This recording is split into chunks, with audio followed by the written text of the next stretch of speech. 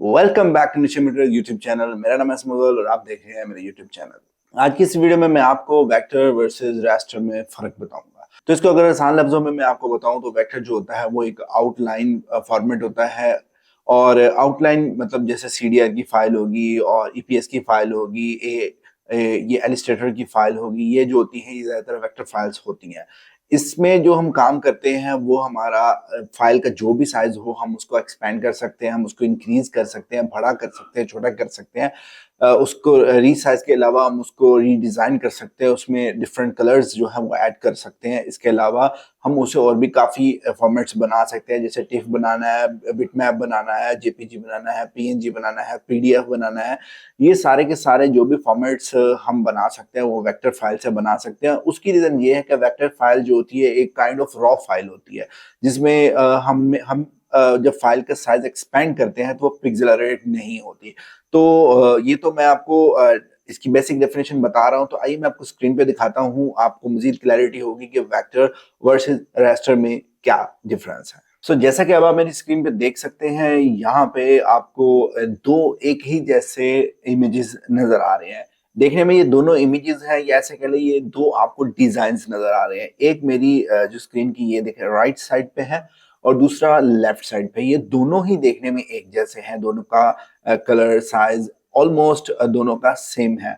अगर मैं आपको जूम करके इसमें दिखाऊं तो आपको कोई इतना खास फर्क नजर नहीं आ रहा, लेकिन अगर आप इसको गौर से देखें तो आपको इनकी जो क्लैरिटी ऑफ इमेज है उसमें आपको काफी वाइब्रेंट फर्क नजर आ रहा होगा। यानी कि काफी, अब देखें इसको अगर मैं जूम करता हूं तो आपको यहाँ पे पिक्सेल्स नजर आ रहे होंगे। ये देखिए मैंने इसको जूम किया है तो यहाँ पे आप पिक्सेल्स देख सकते हैं, जबकि मैं इसको अगर मैं जूम करता हूँ, चाहे मैं इसको कितना भी जूम करूं, ये पिक्सेलरेट नहीं होगा।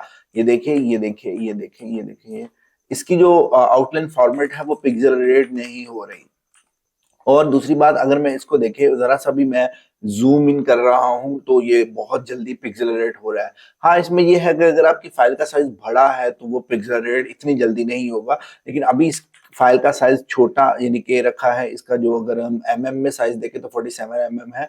और अगर हम इसका इंचेस में साइज देखें तो बहुत ही छोटा है, ऑलमोस्ट 2 इंचेस है, क्योंकि हम मैंने इसका पीएनजी जो है वो बनाया था। यानी कि ये जो है वेक्टर फाइल है और ये जो है रेस्टर फाइल है। ठीक है, अब जो मेन चीज है वो मैं आपको गाइड करता हूँ, वो मैं आपको समझाता हूँ, जो आपको पता चले कि अगर आप वेक्टर फाइल्स की इंपॉर्टेंस समझना चाहते हैं वो क्या है। वही देखिए, अगर मैं वेक्टर रेस्टर फाइल, ये जो राइट साइड पे है मेरी ये इमेज है, और लेफ्ट साइड पे जो है वो वेक्टर फाइल है। ठीक है, इसको इमेज को मैं पकड़ता हूँ और ड्रैग कर रहा हूँ। ये देखिए मैंने इस पे क्लिक करके होल्ड करके रखा है और मैं इसको ड्रैग कर रहा हूँ। ठीक है, ये देखिए ये ड्रैग कर रहा हूँ तो ये एक डिब्बा, यानी कि चौरस जो डिब्बा है उसकी शक्ल में ये ड्रैग हो रहा है।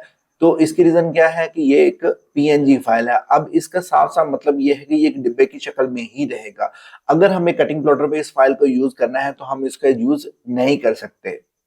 और दूसरी बात, हम इसको आउटलाइन को रिकलर नहीं कर सकते। यानी कि अगर हम कोरल ड्रॉ पे काम कर रहे हैं और हमने इसको रिकलर करना है तो वो हम यहाँ पे नहीं कर सकते। हाँ, एडोब फोटोशॉप में कुछ ऑप्शंस होंगी जिसमें हम किसी हद तक इस पे यानी कि ऊपर इसको शेड वगैरह दे के और कुछ इस तरीके से इस पे काम कर सकते हैं।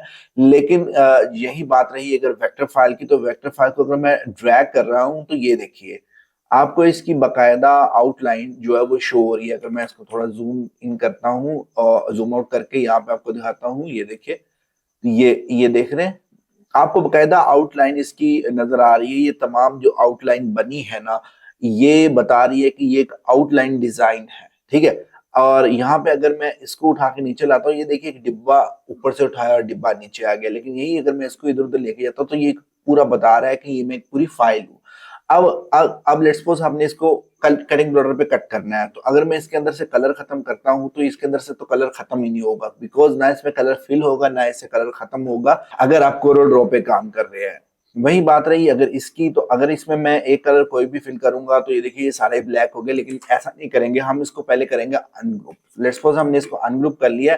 अब ये मेरे पास बैकग्राउंड सेपरेट आ गया। अब मैं चाहूँ तो बैकग्राउंड का कलर चेंज कर सकता हूँ, रेड कर दूं मैं इसको, ब्लू कर दूं, इसको मैं सयान कर दूं, या ये सयान ही है, हाँ सयान, सियान कर दूं, ग्रीन कर दूं, येलो कर दूं, कोई भी मैं इसकी बैक का जो कलर है वो चेंज कर सकता हूँ। इसकी बैक सेपरेट नहीं है, ये एक पीएनजी बन चुका हुआ है, ठीक है, और ये एक रेस्टर फाइल है। तो इसमें ना तो हम इसको एक्सपैंड कर सकते हैं, सपोज अगर मैंने इसको एक्सपैंड करना है, ये देखिए इसका साइज इंक्रीज करना है, तो ये ऑटोमेटिकली पिक्सेलरेट हो जाएगा जब इसकी आउटपुट हम डीटीएफ वगैरह या किसी चीज पे लेते हैं। वही रही बात इसकी इंपॉर्टेंस की, तो इसकी इंपॉर्टेंस इतनी ज्यादा है कि अगर इसको मैं ग्रुप कर लेता हूँ, मैं एक साइड से पकड़ के एक्सपैंड करके इसकी चाहे मैं जितनी मर्जी बड़ी फाइल बना दूं, इवन मैं इसको 200 इंच तक ले जाऊं, 500 इंच तक ले जाऊं, जहां तक पॉसिबल है वहां तक ले जाऊं, तब भी ये मतलब पिक्सल रेट नहीं हो सकता, ठीक है।